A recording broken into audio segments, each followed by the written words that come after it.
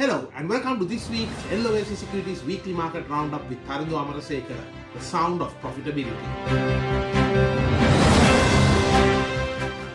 Forex earnings are being contributed to mainly by the tourism earnings as well as the worker remittances.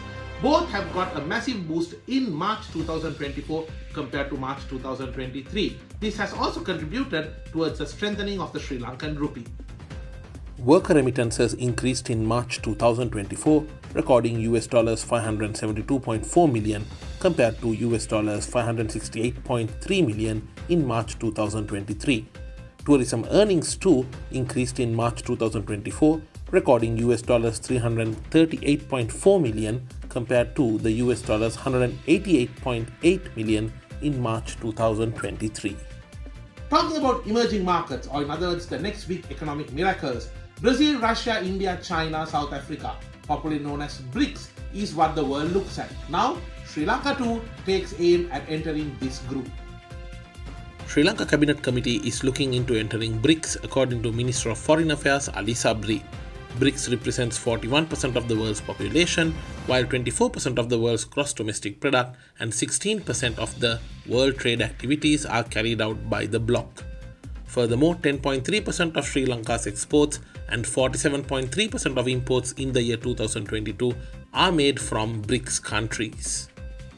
The Sri Lankan rupee has been recognized as one of the best performing currencies in the emerging world. It is up 9.5% compared to the US dollar since December 2023. The rupee continued to make gains while emerging market currencies recently hit a 3-month low.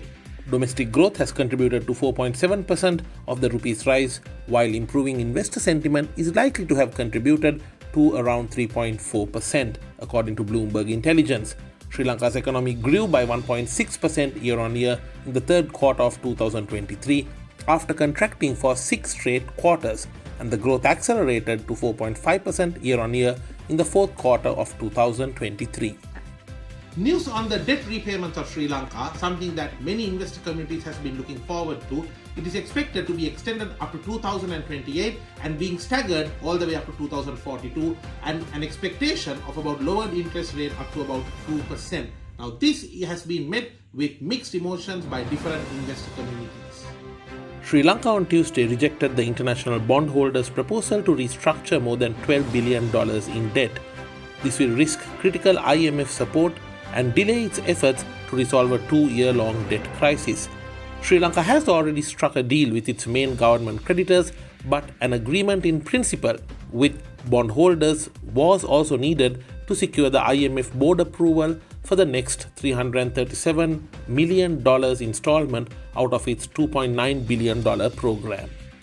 And now it's time for this week's corporate news highlights. Women in leadership is in the highlight in this week's corporate news segments as Kaushala Kusumapala takes over as the country director for Coca-Cola for Sri Lanka and Maldives. Making history as the first Sri Lankan woman in this position, Kaushali succeeds former country director Pankaj Singha, who assumed the role in 2019. Her journey to leadership includes significant achievements at Hemas International, where she served as director of marketing, contributing to market entry strategies, international market development, and pioneering marketing initiatives. Coca-Cola Vice President of the Franchise Operations for Southwest Asia, Ajay Vijay Bhatija, said the Coca-Cola company is steadfast in its commitment to building a sustainable business in Sri Lanka and Maldives.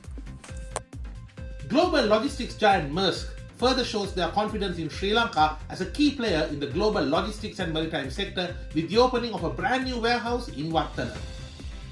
Its brand new warehouse in Sri Lanka at Wattala spreads over 100,000 square feet.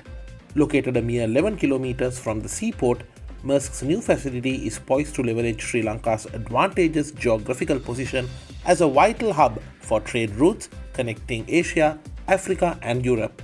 Further, the facility features rainwater harvesting, LED lighting, and solar module capability for environment-friendly operations. And that's it for this week's LOLC Securities Weekly Market Roundup. No matter what industry you may be in, make the right decisions with the right intel. I will see you next week.